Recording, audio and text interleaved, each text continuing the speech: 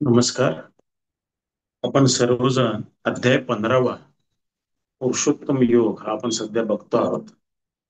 आणि पुरुषोत्तम योगामध्ये आपल्याला भगवंतांनी जो पहिला श्लोक घेतला होता, सुरुवातीला आपण काय पाहिलं की ज्ञानेश्वर माऊलींनी त्यांचे जे गुरु श्री संत निवृत्तीनाथ महाराज यांचं भरपूर कौतुक केलं. आणि त्यानंतर त्यांनी असं सांगितलं की गुरूंच्या कृपेमुळे मी हे प्रवचन देतो की ब्रह्मविद्या मला प्राप्त झाली आणि गीता कृपया ग्रंथ जो आहे हा मी तुम्हाला व्यवस्थित समजून सांगू शकतो. आणि मग त्यांनी संसार वृक्षाचं वर्णन केलंय. संसार वृक्षाचं वर्णन केल्यानंतर पहिल्या श्लोकामध्ये या वृक्षाबद्दल ते बोलले आहे. भगवान कृष्णांची ओवी श्लोक आहे, त्याच्यानंतर माऊलींनी त्याच्यावरती आपलं विवेचन केलेलं आहे. तर त्यामध्ये काय सांगितलं, तुमची लिंक लागेल म्हणून मी सांगतो. संसार वृक्ष जो आहे तो उलटा आहे. आपण जो वृक्ष बघतो तो असा सरळ बघतो, त्याची मुळं जमिनीमध्ये गेलेली असतात, फांद्या आणि त्याचा भाग हा आकाशाच्या बाजूने असतो. पण संसार वृक्ष नेमका कसा उलटा आहे की त्याची मुळं वर आहे हवेमध्ये आणि पानं फांद्या सारे खाली आहेत. आता त्याबद्दलचा जो पुढचा जो ओवी आहे तिथूनच मी सुरुवात करतो, फार मागे जात नाही.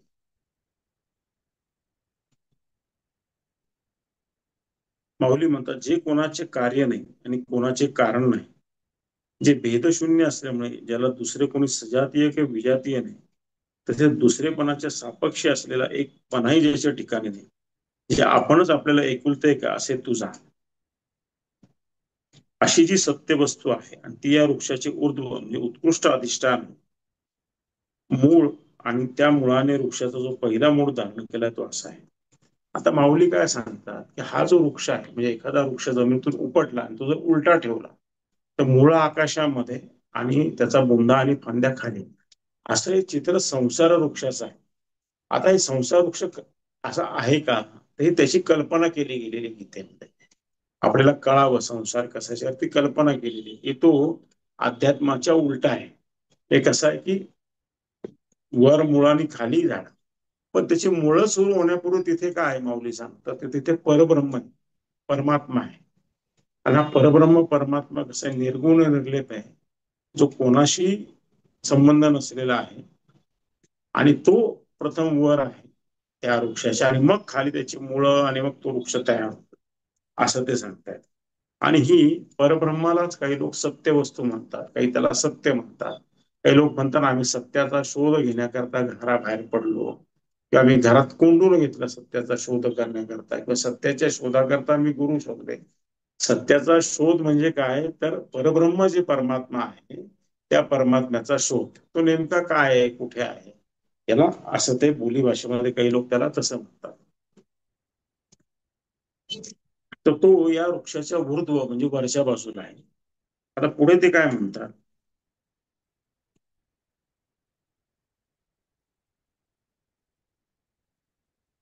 तर या अज्ञानाची माया अशी विनाकारच प्रसिद्ध झाली आहे. जणू काही वंदेच्या लेकरांचे वर्णन करा, ब्रह्मज्ञानाने बाधित होते म्हणजे सत नाही,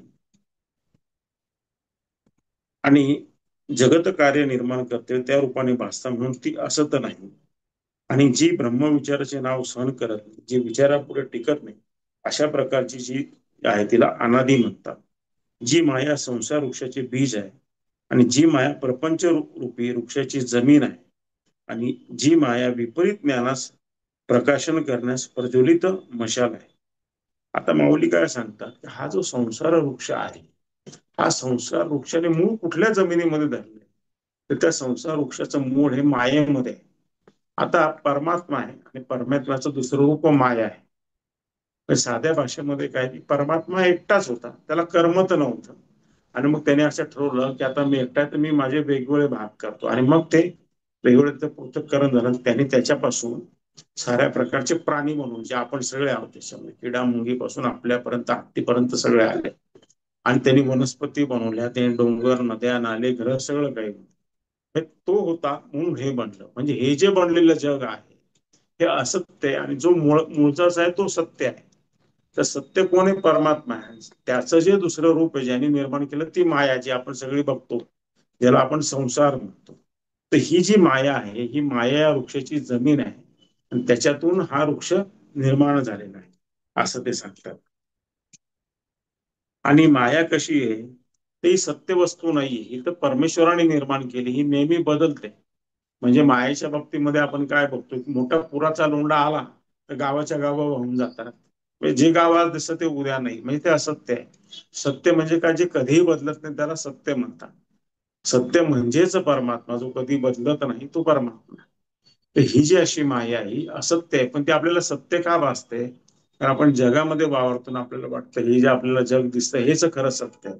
पण खरं सत्य काय, तर परमात्मा सत्य आहे, जग सत्य नाही, असं त्यांना इथे सांगायचं आहे. आणि म्हणून या अशा मायेला अनादी अनंत अशी माया म्हणतात, पण प्रत्यक्षामध्ये ती असत्य आहे. ही माया कशी, संसार वृक्षाचं बीज आहे, त्याचं ती जमीन आहे, तिच्यापासून कारण मायाच जर नसती तर संसार वृक्ष तयार झाला असता का, नसता तयार झाला. संतांचं पण काय होतं, ज्यावेळी त्यांना आत्मसाक्षात्कार होतो ना, त्यावेळी त्यांना शरीरातच राहून कार्य करायचं असतं. मग शरीरात राहायचं, शरीर हे मायांनी बनलेलं आहे, पंचमहाभूतांनी बनलेलं आहे, म्हणून त्यांना पण थोड्याफार आवडीनिवडी असतात. आपण जर पाहिलं असेल तर अमुक देवाला एक फूल आवडतं, तमुक देवाला दुसरं फूल आवडतं, एखाद्या संताला ही भाजी पोळी आवडतं, त्याला ते आवडत नाही. चवीमध्ये फरक असतो. का तर ते मायेमध्ये, म्हणजे मायेचा थोडा तरी अंश असतो, कारण मायात जर सोडून दिली तर देह राहणार नाही ना. कारण देहामध्ये राहूनच काम करायचंय की नाही. म्हणून थोडीफार अशी परमार्थिक लौकिकाचं काम करण्याकरता माया असते. ते सामान्य माणसाची माया जरा वेगळ्या प्रकारची असते, ती फारच संसारामध्ये लिप्त असते. संतांची तशी ती नसते, असा त्याचा अर्थ आहे.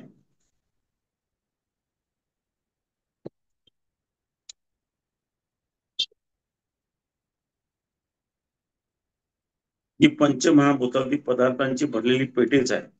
जगदृती मेघ येण्याचा अवकाश आहे, म्हणजे याच्यावर विश्वकार रूपी वस्त्राची केलेली घडी. ही माया कशी, तर पंचमहाभूत जे अग्नी, पाणी, जमीन, वायू, आकाश, या पंचमहाभूतांची जर एखादी पेटी भरली आणि त्या पेटीतून काही काढून बनवावं कोणाला, तशी ती माया त्या पंचमहाभूतांपासून बनलेली आहे. आणि ही कशी आहे, हे जग जे आहे, जगाचं एक वस्त्र असं, जग एक वस्त्र असं तुम्ही समजा, तर घडी केलेलं वस्त्र असं तुम्ही समजायला हरकत नाही जग, असं माऊली इथे म्हणतात. ही माया एका वस्त्रासारखी आहे, आणि ज्या वस्त्राला आपण विश्वकारा, विश्व निर्माण झालेले जग आहे हे वस्त्राप्रमाणे असं तुम्ही समजा, असं ते म्हणतात. ही माया अज्ञान स्वरूपाच्या ठिकाणी असून नसल्यासारखीच आहे. याचा अर्थ ती पारमार्थिक सत्याने नाहीच, मग परब्रह्म स्वरूपाच्या तेजानेच प्रगट होते असं खात्रीपूर्वक जाण. आता ही माया कसं आहे की अज्ञानाचं स्वरूप आहे. आपण जेवढं मायामध्ये लिप्त जातो ना, तेवढा तेवढा आपण गुरफटत जातो. म्हणजे काय होतं, संसारात गुरफटत जातो. हे पाहिजे, ते पाहिजे, ते पाहिजे, अनंत आहे, संपतच नाही. भोग घ्यावा की अजून भोग घ्यावा असं वाटतं, भोग घ्यावा की अजून भोग घ्यावा असं वाटतं. तसं ही गाडी पाहिजे, मग त्याच्या पुढची पाहिजे, त्याच्या पुढची पाहिजे. पहिल्यांदा चाळीत राहत होतो, मग आता फ्लॅट मध्ये आता वाटतं बंगला पाहिजे, आता बंगलाला की आता वाटतं अजून मोठा बंगला पाहिजे. मग मोठा मिळाला की वाटतं की नाही, पुण्यामध्ये अमुक अमुक ठिकाणी, आता तो पुण्यातल्या मॉडेल कॉलनी शिवाजी रोड मध्ये पाहिजे, किर्लोस्करांच्या बंगल्याजवळ पाहिजे, प्रतिष्ठित एरियात. ती माया संपतच नाही. तुमच्या लक्षात आलं का, ती चालूच राहते. सुरुवातीला वाटतं मी भारतामधले काही प्रमुख तीर्थस्थळ पाहिजे, मग ती पाहिली की माया म्हणते अजून कुठले पाहिजे राहिले, ते पाहू, ते पाहून झाले की तुम्ही परदेशात जाईल. परदेशात एकदा जातो तो, नाही नाही नाही, मी फक्त युरोपच पाहिला बरं का, 2-4च देश पाहिले. तर अमेरिका अजून पाहिलं, अमेरिका ईस्ट कोस्ट पाहिला, तर वेस्ट कोस्ट. अनंत आहे, संपतच नाही ते. पण जेव्हा आपण परमात्म्याचा विचार करतो, परब्रह्माचा विचार करतो, परमेश्वराच्या नावाचा विचार करतो, परमेश्वराच्या ध्यानाचा विचार, तेव्हा लवकर समाधान प्राप्त होतं आपल्याला. थोडं केलं तरी समाधानी होतं, कारण ते सत्य वस्तू आहे आणि माया ही असत्य वस्तू आहे. ती माया कशी आहे की तिला स्वतःच काही तेज नाही, तिला स्वतःची काही निर्मिती नाही. ती कोणाच्या तेजामुळे निर्माण झाली, ती परमेश्वराच्या तेजामुळे निर्माण झाली. तुम्ही म्हणलं असं कसं काय तुम्ही म्हणताय, परमेश्वराचं तेज आलं कुठून, त्यांनी कुठून निर्माण केली?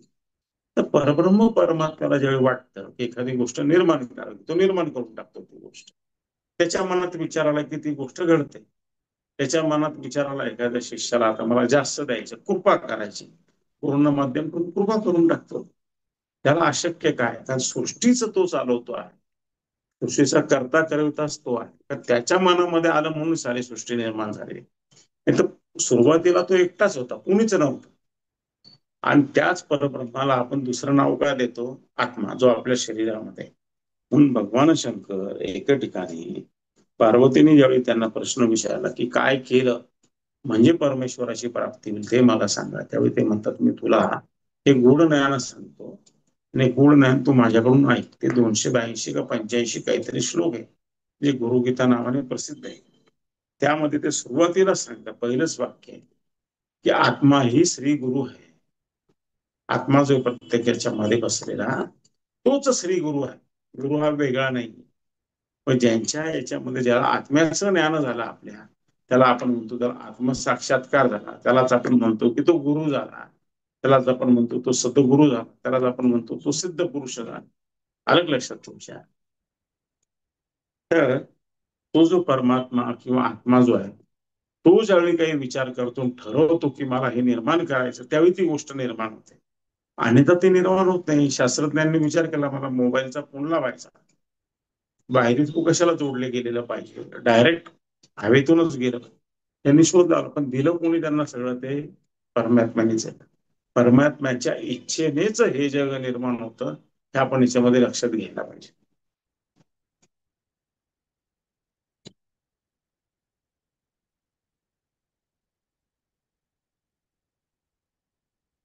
पुढे माऊली म्हणतात, ज्यावेळी आपल्याला झोप येते तेव्हा ती आपल्याला जशी ज्ञानशून्य करते, किंवा दिव्यावर आलेली काजळी जशी दिव्याचेच प्रकाश मंद करते, स्वप्नामध्ये आपल्या प्रिय पतीजवळ निजलेली तरुणी पतीस चटकन जागृत करून खरे आलिंगन दिल्या वाचून, तशा त्या स्वप्नातील आभासिक आलिंगनात जशी त्याला कामासक्त बनवते. आता इथे काय म्हणतात माऊली, की ज्यावेळी आपण झोपलेला असतो त्यावेळी काय होतं, की आपल्याला झोपलेलं असल्यामुळे आपल्याला काही कळत नाही आपण कुठे काय. आणि मग आपल्याला लक्षात येतं नंतर, त्याच्यानंतर, की ती माया आपल्याला काय करते. आपण झोपलेलं असं आपण ज्ञानशून्य होऊन जातो, आपल्याला काही कळत नाही, काही समजत नाही, आपण कुठे. जागल्यावर कळतं अरे मी झोपलेला होतो, बरोबर आहे. किंवा दिव्यावर जशी काजळी येते आणि दिव्याचे तेज जे असतं ते मंद करते. दिवा पेटवलेला, पूर्वी जर तुम्ही कंदील पाहिले असतील तर, आणि त्याच्या भोवती काच असायची, त्या आतमध्ये रॉकेल असायचं, रॉकेल असल्यामुळे काजळी यायची त्याला. तर काही वेळाने काय व्हायचं, की ती काजळी त्या ग्लासवरती पूर्ण यायची आणि त्या दिव्याचा प्रकाश मंद. पण आतमध्ये काजळी कोणी निर्माण केली? दिव्याने निर्माण केली. दिवा हे मुख्य कारण आहे. सत्य काय? दिवा आहे. काजळी तर तुम्ही पुसून टाकू शकता. तसं ही जी माया आहे ही आपल्या भोवती आपल्याला लपटून राहते, आणि तिन्ही लपटल्यामुळे आपल्याला काय वाटतं की हे शरीर म्हणजेच मी आहे. तर आपण कोण आहोत? आत्मा आहे. शरीर म्हणजेच मी असं माणूस समजतो, आणि तिथेच तो फसतो. आणि मग त्याच्या मागे लागून लागून त्याच्या सगळ्या इच्छा पुरवता पुरवता तो सगळा संसार त्याचा जातो. हा जन्म तो जन्म ते चालूच राहतं पुढे. ते तुम्हाला माहिती आहे.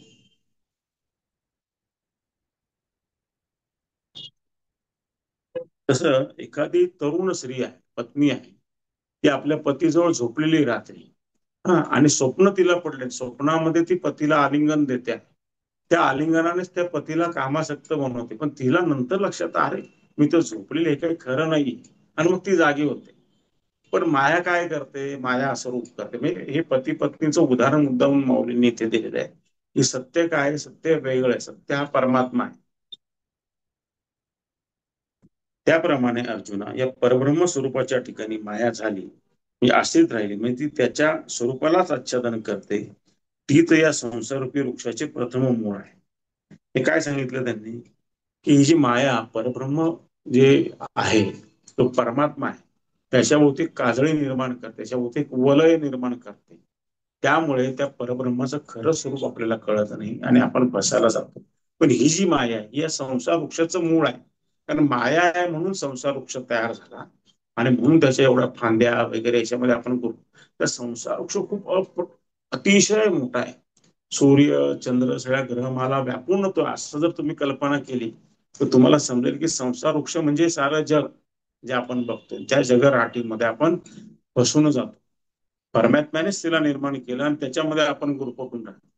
पण खरा माणूस कोण असतो, की जो म्हणतो की नाही, याच्या पलीकडे जो परब्रह्म परमात्मा आहे त्याला मला भेटायचं. आणि ज्यावेळी तो गुरु करतो आणि त्या गुरूंच्या माध्यमातून त्यांच्या मार्गदर्शनाखाली त्याचा तो प्रवास सुरू होतो आतमध्ये बघण्याचा. आतमध्ये बघता बघता एक दिवशी त्याला आत्मसाक्षात्कार होतो.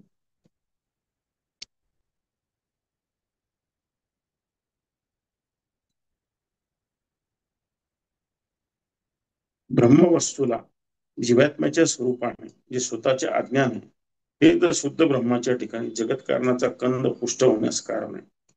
एरवी शुद्ध ब्रह्माला अज्ञान नाही, पण ब्रह्माला जे सविषयक अज्ञान आहे ते जीवात्म्याच्या स्वरूपाने, जीवाला आपले स्वरूप ब्रह्म आहे हे समजत नाही. जीवात्म्याला असलेले अज्ञानच शुद्ध ब्रह्माला जगत कारण येण्यास कारण आहे. आता इथे माऊली काय म्हणतात, तर हा जो ब्रह्म जे परमात्मा आहे म्हणजे जो आत्मा आहे त्याच्या भोवती काय होतंय खरं म्हणजे माया लपेटते. म्हणजे तो काय करतो, आत्मा एका इच्छा प्रकट करतो की माझं या जन्मात भोगायचं राहिलेलं आहे, आणि तो जीवाच्या रूपाने पृथ्वीवरती येतो. जीवाच्या रूपाने तो एक शरीर धारण करतो. एकदा शरीर धारण, शरीर हे मायापासून बनलेलं आहे, पंचमहाभूतांपासून बनले. जेव्हा शरीर आपण जाळतो किंवा पुरतो त्याची माती होते, तुम्हाला माहिती आहे ते पंचमहाभूतामध्ये विलीन होतं, कारण ते त्याच्यापासूनच बनलेलं असतं. आणि म्हणून तो जेव्हा शरीर रूपाने येतो त्यावेळी तो मायाने आच्छिदिला जातो आणि मायाने वेढला जातो. आणि मग तो जो परमात्मा आहे त्या जीवात्म्याच्या रूपाने वेढला जातो आणि त्याच्यामध्ये तो वसायला सुरुवात. एरवी तो कसा आहे, परब्रह्म कसं आहे, शुद्ध आहे त्याचं स्वरूप, पण मायामुळे तो झाकला गेलेला आहे. त्याच्या शुद्धपणाला त्याला काही कमतरता नाही, पण माया आल्यामुळे त्याला स्वतःच देखील त्याला ज्ञान राहत नाही, तो अज्ञानी बनवून जातो, असं होतं. पुढे ते म्हणतात घन अज्ञान, याचा अर्थ परब्रह्म आश्रित असलेले मूल ज्ञान हे जीवाश्रित असलेल्या सुषुप्ती अवस्थेमध्ये असते. त्या अवस्थेला परब्रह्म वस्तूच्या अबोधरूपी बीजाची अंकुर अवस्था असे म्हणतात, आणि इतर ज्या दोन जागृती व स्वप्न तिचा फलद्रूप भाव आहे असे समज. आता हे जे परब्रह्म आहे ना याला घन अज्ञान म्हटलेले. म्हणजे काय होते, परब्रह्माच्या बहुतेकदा मायेने लपटलं त्याला, ते परब्रह्म झाकलं गेलं की ते आपल्याला दिसत नाही आणि कळत नाही, आणि ते कळालं नाही म्हणूनच आपण अज्ञानात जातो. त्याच्या जीवाच्या दोन अवस्था कोणत्या असतात ज्या तुम्हाला माहिती आहे. एक म्हणजे जागृत अवस्था, जे आता तुम्ही आणि मी बोलतो तुम्ही ऐकता, ते काही वेळाने तुम्ही मला प्रश्न, ही जागृत अवस्था आहे. दुसरी अवस्था काय त्याची, सुषुप्ती ही जी अवस्था म्हणजे गाढ झोप, त्याला आपण करतो गाढ. तिसरी अवस्था काय असते, स्वप्न अवस्था. तीन अवस्थामधून आपण जातो. स्वप्न तरी बघत असतो आपण, किंवा गाढ झोपेत तरी असतो, किंवा आपण जागृत तरी असतो. या तीन अवस्थामधून देह हा नेहमी जात असतो. याप्रमाणे उपनिषदामध्ये घन अज्ञानादी प्रतिपादन करण्याची भाषा वापरलेली दिसते, परंतु ते राहू दे. सध्या एवढंच सांगवायचे आहे की या संसारूपी वृक्षाचे मूळ कारण घन अज्ञान आहे. आता उपनिषद या ग्रंथामध्ये जे अज्ञानाबद्दल दिलंय, मायाबद्दल लिहिलंय, तर माऊली ते परत सांगतात की तुम्ही समजून घ्या की हा ज्या संसार वृक्षाचं मूळ जे आहे ते काय आहे, तर माया आहे आणि ते अज्ञान आहे. त्याच्यामुळेच परब्रह्म परमात्मा झाकला गेलेला आहे, तो आपल्याला कळत नाही असं त्यांना सांगायचंय. अत्यंत शुद्ध म्हणजे माया उपाधी रहित परब्रह्म स्वरूप हे संसार रूपी वृक्षाचे ऊर्ध्व असून तेथे त्या अज्ञानाचे कल्पित संबंध रूपी बळकट आळे बांधले जात आहे असे सांगून संसार रूपी वृक्षाच्या मुळ्या खाली आणि वर निघतात असे सुचवले आहे. आता संसार रूपी वृक्ष कसा आहे, त्याच्या बुंद्याला पण माया आहे, त्याच्या पानांमध्ये पण माया आहे, त्याच्या पानं, फुलं, फळं, त्याच्या ज्या ब्रांच त्याच्यामध्ये पण माया आहे. आणि माया जशी वाटतं तसं तो सगळ्या बाजूनी वाढतो. ते वरही त्याला मुळं येतात, नंतर खाली पण मुळं येतात आणि चौबाजूनी पाणी येतं. इतका तो वाढतो, इतका वाढतो. याचा दुसरा अर्थ की संसारात आपण काय करतोय आणि कुठे चाललोय हे आपल्याला कळतच नाही, आणि आपण स्वतःचा शोध घ्यायलाच विसरून जातो मनामध्ये. अशा आपल्या मनाची अवस्था होते. आणि आपल्याला बऱ्याच वेळा असं जाणवतं की मी या संसारामध्ये आता आहे, मी ऑफिसमध्ये गेलो, मला नोकरी लागली, मला चांगला पगार मिळाला, माझं घर गाडी झाली, ऑफिसमध्ये समस्या झाल्या, आता हे नवीन प्रश्न निर्माण झाले. आणि एके दिवशी त्या ऑफिसमध्ये त्याला जाणून तर मी घरी चाललोय का कुठे चाललोय, मी जीवनाचं काय करतोय आणि जीवन कुठे चाललंय काहीच कळत नाही. मी कसं काय एवढं अडकून गेलो, ही पोस्ट ती पोस्ट करता करता. त्याची पत्नी पण म्हणते आपण एक मुलाला जन्म द्यायचा आहे, दोन मुलं आपल्याला होऊन गेले, मग त्याचं बाळणपण, याचं बाळणपण, मग याची शाळा, आणि कुठे आपलं ते प्रेमही बाजूला राहून गेलं. मुलांचे हे कपडे घ्यायचे का ते कपडे घ्यायचे, लक्ष्मी रोडला घ्यायचे का नाशिकला जाऊन घ्यायचे, याच्यातच आपले भांडणं होतात. या म्युच्युअल फंडात टाकायचं का, हे संसारामध्ये आपण लपटून जातो. संसार वृक्ष कसा सगळ्या बाजूनी पसरलेला आहे, वरही मुळं खाली मुळं सगळीकडे, पण समजतच नाही तो कुठे चाललेला आहे.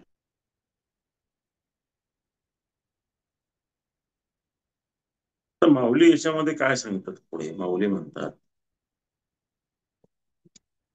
हे सगळं जरी मी थोडं अवघड करून सांगत असलो तर त्याकडे लक्ष देऊ नका. तुम्ही हे लक्षात घ्या, या संसार रूपी वृक्षाचे मूळ कारण घन अज्ञान. म्हणजे संसार रूपी वृक्ष जो आपल्या मनामध्ये निर्माण झालेला आहे आणि आपण जगामध्ये जो बघतो, याचं मूळ कारण काय आहे की अज्ञान. अज्ञान काय, आपल्याला ज्ञान नाही. कसलं ज्ञान नाही? परमात्म्याचं ज्ञान नाही, म्हणजेच अज्ञान आहे. मूळ म्हणजे काय माहितीये का तुम्हाला, खरं सांगायचं का, की आपल्या सगळ्यांमध्ये तोच परमात्मा आहे. आणि आपण काय करतो, त्याला तीर्थस्थानी शोध, त्याला मंदिरामध्ये शोध, त्याला चर्चमध्ये शोध, अशा सगळ्या ठिकाणी शोध.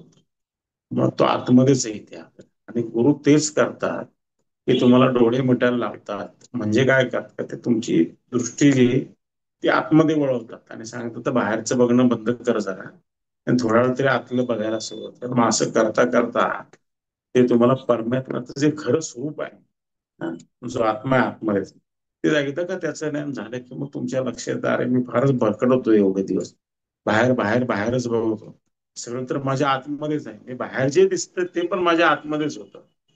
याचं एक साधं व्यवहारातलं उदाहरण सांगू का तुम्हाला,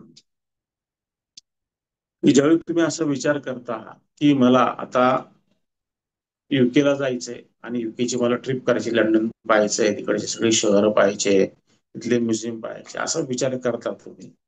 मग काय होतं, तो विचार आला रे आला की तो विचार सतत केला की तुम्हाला त्याचे पर्याय दिसायला लागतात. मग तुम्ही पैसे साठवतात, मग पासपोर्ट काढतात, एखादी ट्रॅव्हल कंपनी शोधतात, मग व्हिसाचा अर्ज करतात, विमानाचं तिकीट बुक करतात, मग तिकडे जातात.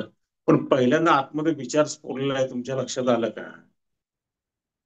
पण त्या विचाराला प्रेरणा कोण देत आहे? तो आत्मा देतो. तो त्याला ताकद देतो जे पाहिजे ते करायचे.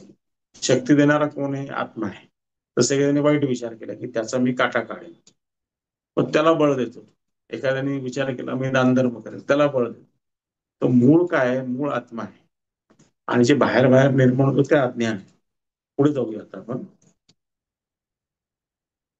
अत्यंत शुद्ध म्हणजे माया उपाधी रहित परब्रह्म स्वरूप संसारी वृक्षाचे ऋतू असून तेथे त्या अज्ञानाचे कल्पित संबंधी बळकट आळे बांधले जाते, असे सांगून संसारूपी वृक्षाच्या मुळ्या खाली आणि वर निघतात असे सुचवले आहे. पण संसारूपी वृक्ष कसा आहे, त्याच्या मुळ्या उलटा आहे तो, आणि त्याच्या मुळ्यांच्या वर खरं प्रमाण. पण तिथे पण काय होतं, त्या मुळ्या ज्या आहेत त्याच्या त्याच्या असे जाळे जाळे बांधले जातात आणि ते परब्रह्म दिसतच नाही आपल्याला. तो जो परमात्मा दिसला आपण तो सगळा भेटला गेलेला आहे. आणि त्या वृक्षाला खाली पण मुळ्या, म्हणजे असं इतकं आपण संसारामध्ये लिप्त होत जातो, इकडे मुळ्या तिकडे मुळ्या, इकडे पानं, मुळ्या कुठे पानं कुठे, हे काही काही कळतच नाही, इतकं आपण गोरपट होतो. त्यामुळे तसं ते वर्णन हे माऊलींनी संसारूपी वृक्षाचं, माऊलींनी म्हणजे कृष्णांनी केलेलं आहे. हे तसं किचकट आहे. असं उलट झाड जर खरोखर आपण पाहिलं समजा, असं पाहायला मिळणार नाही, आणि हे कल्पनेने केलेलं झाड आहे. असं झाड पाहायला मिळालं, त्याच्यावर मुळं वर आणि खाली फांद्या आहेत, तर तुम्ही किती गोंधळून जाल. आणि नंतर बघा तो वरही पानं आले तर खाली मुळं आलेली, म्हणजे मुळं कुठे पानं कुठे फांद्या कुठे समजतच नाही. हे झाड आहे का काय गोंधळ आहे. आणि इथे माऊली काय म्हणतात की त्याने सारं जग व्यापलेलं आहे या संसार रूपे. आणि प्रत्यक्ष वेळा तसंच आहे, कुठे गेलं तरी संसार काही संपतच नाही. संसार काही संपतच नाही. याचं एक फार गमतीशीर उदाहरण मी तुम्हाला सांगतो. ओशो त्यांच्या भाषणामध्ये सांगायचे. ते त्यांच्या एका शिष्याला काय म्हणायचे, एका शिष्याला, म्हणजे ते नाही म्हणायचे, त्यांनी सांगितलेली गोष्ट आहे ती. एक गुरु त्याच्या शिष्याला म्हणाले की काही पण कर पण मांजर काही पाळू नको. तो म्हणे हा काय प्रकार आहे, मांजर का बरं पाळायचे? तरी मांजर नाही पाळायला पाहिजे, काय करायचं ते कर म्हणते, पण मांजर काही पाळू नको. त्याने खूप शोध घेतला, इकडे शोध घे, तिकडे शोध घे, तिकडे शोध घे, असे का बोलले. गुरु तर निघून गेलेले होते, पण काही समजे ना मांजरेचा आणि त्या अध्यात्माचा काय संबंध, काय समजा समजे ना. हळूहळू त्याला शोध लागला, तो शोध लागला तो असा की ते जे गुरु होते, गुरु म्हणजे ते जे एक साधू पुरुष होते, ते एका गावामध्ये राहायला गेले. जंगलाच्या जवळ एक गाव होतं. त्यांच्या लक्षात गावात राहिलं तर साधना करता येणार नाही, पण ते जंगलात राहिले. जंगलात राहायला लागले ते. आता राहायचं म्हणजे शरीर तर चालवायला लागतं की नाही, काहीतरी तर खायला लागेल की, कंदमुळं फळं काहीतरी तर खायला लागेल. एक छोटीशी झोपडी बांधली. त्या झोपडीमध्ये कुठून तरी एक उंदीर आला, आणि तो उंदराला हकलायचं कसं, तो साधनेमध्ये ते व्यक्ती आणायला लागला. मग कोणीतरी त्यांना म्हणाला, अहो मांजर पाळली तर बरं होईल, म्हणजे उंदीर येणारच नाही. किती सोपं आहे म्हणाले. बाकी उपाय करून काय उपयोग, मांजर असले की उंदीर येऊच देणार. ते छान आयडिया म्हणे. त्यांनी एक मांजर ठेवलं. झालं, उंदराचा प्रश्न तर मिटला. आता ती मांजर तर राहायला पाहिजे ना, म्हणजे उंदीर येणार नाही. तर मांजरीला पाहिजे दूध प्यायला.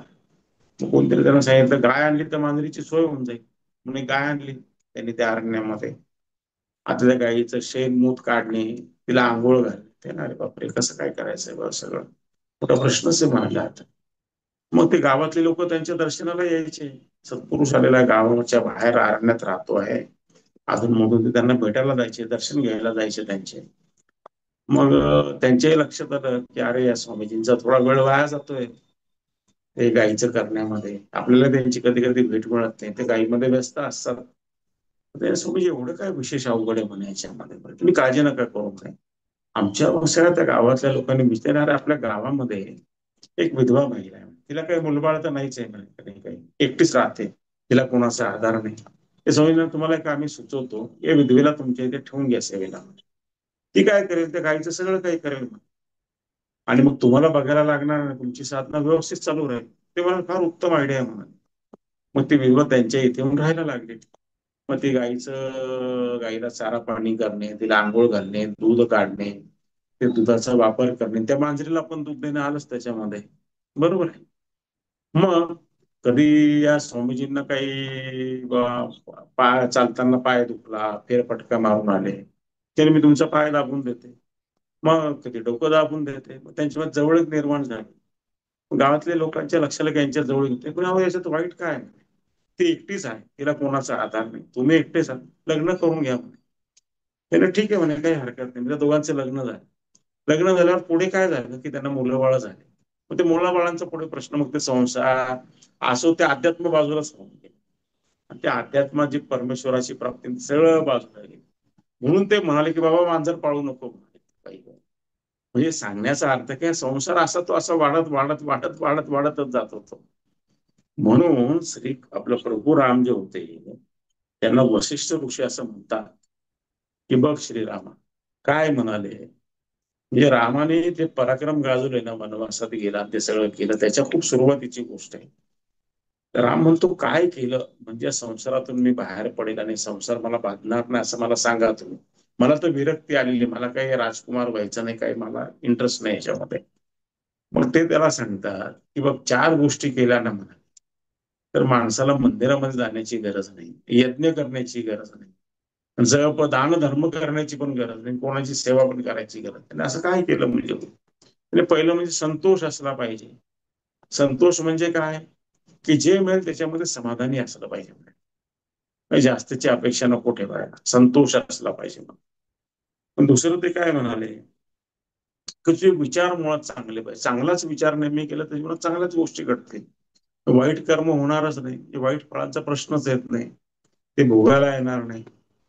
तिसरं काय करायला पाहिजे, की सत्संग केला पाहिजे. म्हणजे सतत काय केलं पाहिजे, सत्संग केला पाहिजे. सत्संग केल्यानेच जीवनामध्ये सत्संग केल्यामुळे काय होतं, की आपण चांगल्या विचारांच्या सानिध्यात राहतो, आणि सिद्ध पुरुषांच्या तू सानिध्यामध्ये राहा. त्याच्यामुळे जीवनामध्ये तुझ्या बदल होईल, आणि मग जीवन चांगलं होईल. मग तुला हे करण्याची काही गरज राहणार.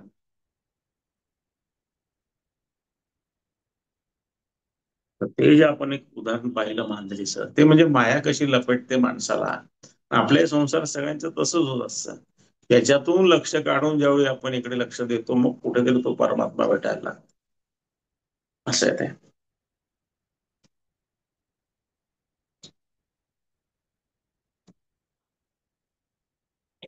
पुढे ते म्हणतात,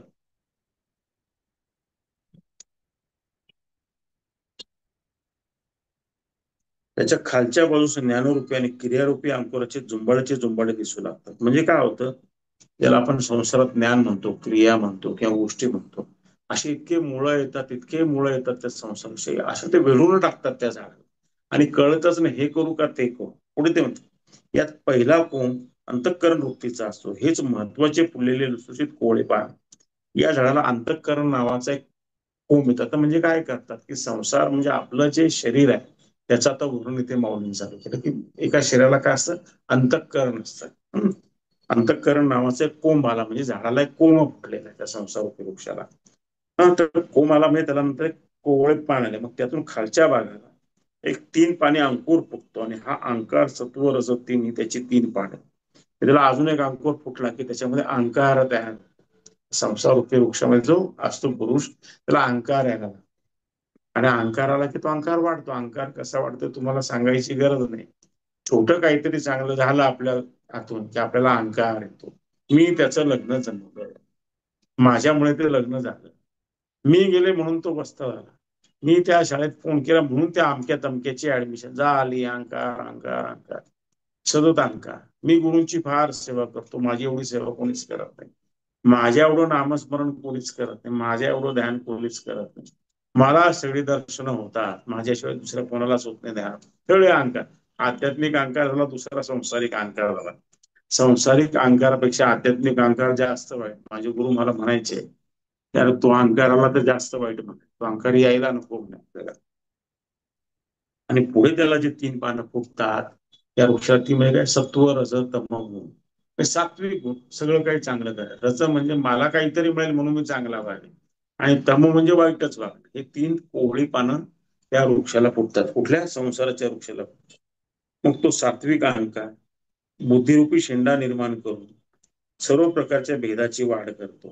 तेव्हा तो राजस अहंकार मनाची डाहाळी विकसितपणे धारण करतो. सात्विक अहंकार काय करतो की ती जी बुद्धी असते सात्विक, की मी माझं सगळं काही चालू आहे, मीच सगळं चांगलं करतो, माझ्या एवढे कोणी तळे निर्माण केले नाही, माझ्या एवढ्या विहिरी कोणी बांधल्या नाही, माझ्या एवढा कोणी दानधर्म केला नाही, मीच सगळं काही करतो, हा जो सात्विक अहंकार. दुसरं काय असं राजस अहंकार असतोय, म्हणजे मी अमुक केलं त्याच्यामुळे असं, माझ्यामुळे हा बंगला बांधला, माझ्या भावांना काही येतच नव्हतं, माझ्या इतर नातेवाईकांना काही जमत नाही, ही कंपनी मी सुरू केली, सगळे राजसिक अहंकार. आणि तामसिक अहंकार म्हणजे काय, मी त्याला कसा फटकारला, त्याला नसता फटकारला, त्याला नसता मी दम दिला, ते सुटलंच नसतं, माझ्यामुळे सुटलंय सगळं. मी आलो तिथे ऍक्सिडेंट झाल्याच्या ठिकाणी दम मारला म्हणून झालं, मी त्याला काही अमुक तमुक वाईट शब्द बोललो म्हणून ते झालं, हे सगळे तामसिक अहंकार. म्हणजे अशी त्या वृक्षालाही सात्विक राजसिक तामसिक अहंकाराची पानं फुटतात. या पद्धतीने तो राजस समाविष्ट अहंकार मुळाच्या बळकटपणामुळे विकल्प रूपी रसाचा अखंड पुरवठा होत असल्याने जीवाचे अंतःकरण व्यक्तिरूप मन बुद्धी चित्त आणि अहंकार या 4 नाजूक आणि कोवळ्या डाळांच्या रूपाने कोंबाला प्राप्त होते. राजस अहंकार इतका वाढतो की सगळे तुरगुन त्या माणसामध्ये यायला लागतात, एका पाठोपाठ एका पाठोपाठ एका पाठोपाठ यायला लागतात.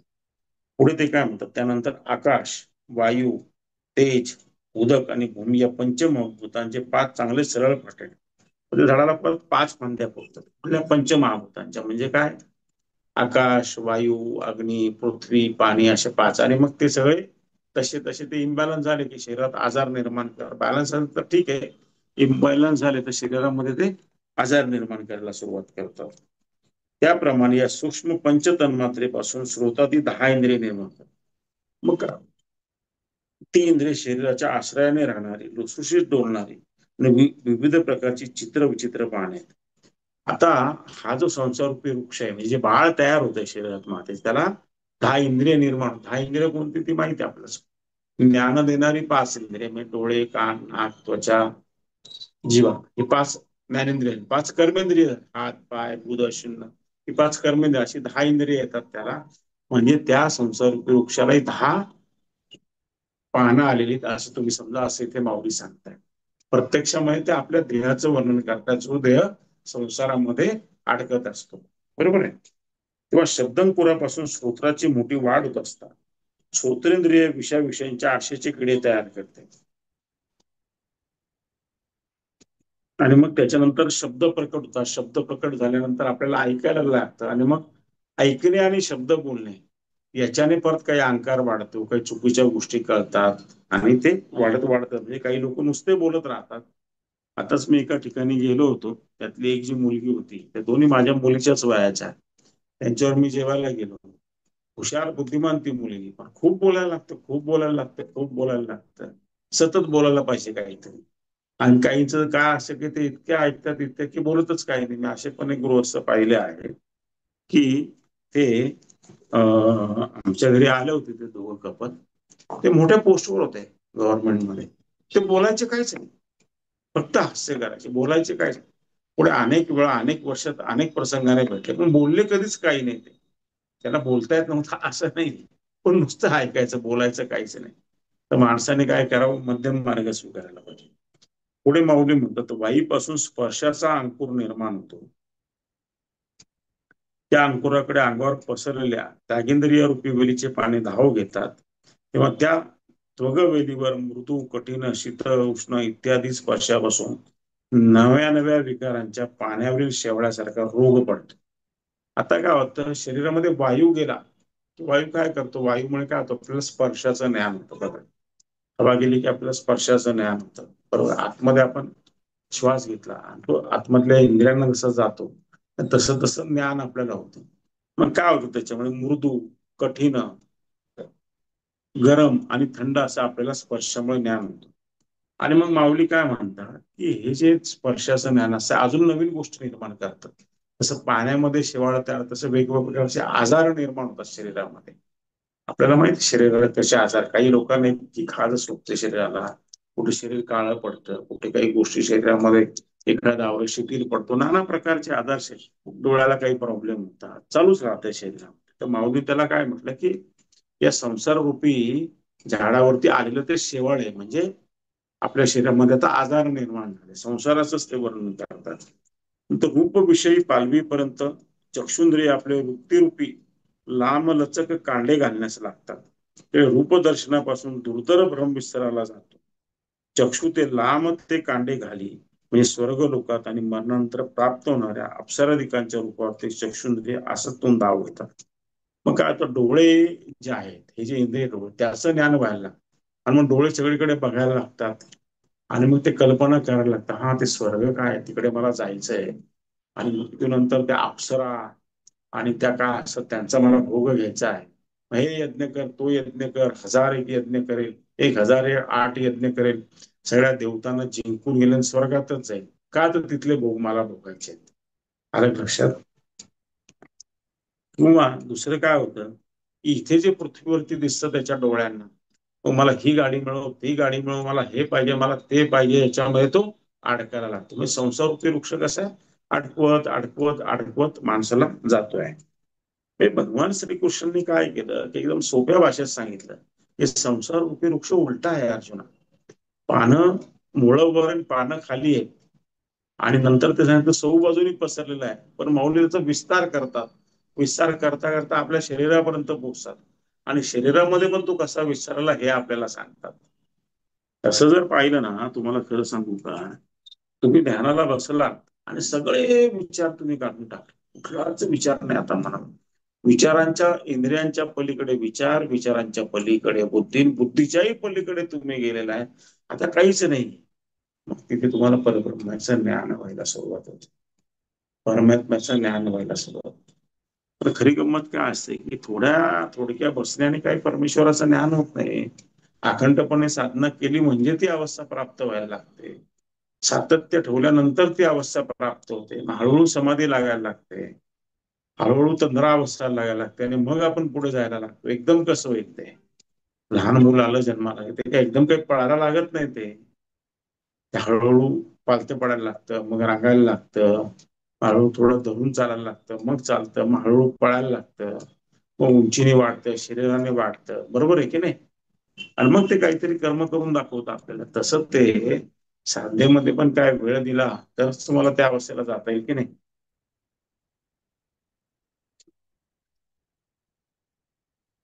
आणि रसविषरूपी पाने संसाररूपी वृक्षाच्या ठिकाणी फार वेगाने वाढले असता अनेक प्रकारचे रस चाकण्याच्या इच्छारूपी पानांचे जिभेला पुष्कळ पाने फुटतात. म्हणजे रस आवडीची जिभेचं विशेष अभिरुची वाढते. त्याच्यामुळे रसविषयी पान त्या संसारामध्ये फुटतं आणि मग जिभेला ज्ञान व्हायला लागतं. मी हे खाल्लंय आंबट आहे, खाल्लंय गोड आहे, खाल्लंय तुरट आहे, खाल्लंय कडू आहे, असे ते सार असतात तुम्हाला माहिती आहे. आणि मग तिला एक एक एक एक स्वाद घ्यायची इच्छा निर्माण होते. तो एकेका ती अडकतच जाते. इतकं खाते की कधी डायबिटीस झाला कळतच नाही. एकदम अचानक एकाच दिवशी दिसतो तो डायबिटीस. अचानक एकाच दिवशी हृदयात त्रास होतो आणि आता खूप साय खाल्ली, खूप गोड खाल्लं आणि व्यायामच नाही केला आणि आता कोलेस्ट्रॉल जास्त झालंय, असं काहीतरी कळतं. तर ती रसरूपी पानं या संसारूपी वृक्षाच्या झाडाला फुटल्यामुळे असं काही होतं, असं ते इथे माऊली आपल्याला सांगतायत.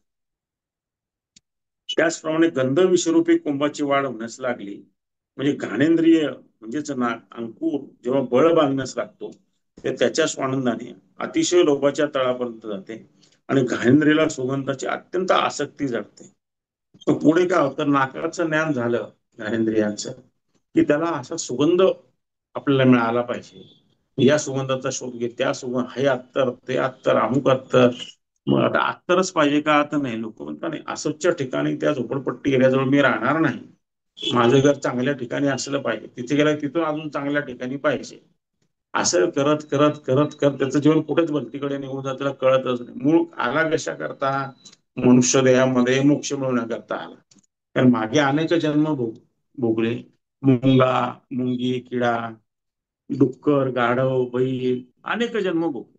आलाय मनुष्य जन्मामध्ये आता, आणि आता मोक्षाची प्राप्ती करायच्या ज्या भोगांमध्येच अडकून पडलाय. काय झालंय, भोगांमध्येच अडकून पडलाय. हा, गुरुंनी विचारलं ध्यान करतो का, आता सांगू की नको, मला विचारतील मनामध्ये चिंता असते. आपल्याला नाही विचारलं तर बरंच आहे बाबा. हा, कसं काय सांगणार आता, साधन चालू नाही असं. लक्षात, अशा गमती जमती असं सगळं त्या. पण गुरुंना कंटाळा येत नाही, कारण त्यांचं प्रेम असतं शिष्यावरती. आणि जसं आई असते, मुलगा काही म्हणाला लहान बाळ तरी ती त्याला म्हणते तुला बळेच दूध मी पाजेन, खा नाही तर तुझी तब्येत कशी वाढेल, तुला बळेच हे छान छान पदार्थ खाऊ घालेल, मग तुला बळेच मी खेळायला पाठवेन. तसं ते गुरुंचं असतं. त्यांचं काय असं कंटाळा येत नाही त्यांना. साधना करून घेऊन त्याला पुढच्या अवस्थेला न्यायचं असतं ना त्यांना. महत्त्वापासून उत्पन्न झालेला अहंकार, बुद्धी, मन व पंचमहाभूतांचा संबोध आहे, ही सर्व संसाराची मर्यादा तयार होते. माऊली काय म्हणतात, हे जे महत्त्व आहे, हे 10 इंद्रिय, मन, बुद्धी, हा, आणि इतर पंचमहाभूत अशी जी काही सगळे जे आहेत की ज्याच्यापासून निर्माण होतात, आणि जसे मायापासून त्याला महत्त्व म्हणतात. त्या महत्त्वापासून जे निर्माण झालेलं अहंकार, बुद्धी, मन, इंद्रिय, हे जे सगळं काही अशी संसाराची सर्व मर्यादा संसार वृक्षामध्ये तयार होते असं माऊली सांगतात.